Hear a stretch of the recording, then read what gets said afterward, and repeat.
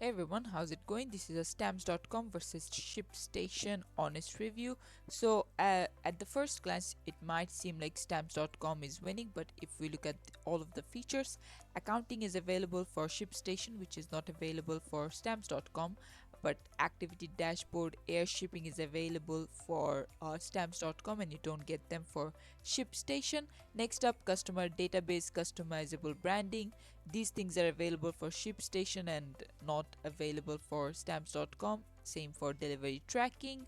And then next up, the differences is that order tracking, all these things, you do not get them for stamps.com. And then all of this, which is reports or analytics, return management, search filter, is available for Shipstation and absent for this. Again, shipping services integration and status tracking, third party integration, transportation management are available for Shipstation and absent for stamps.com.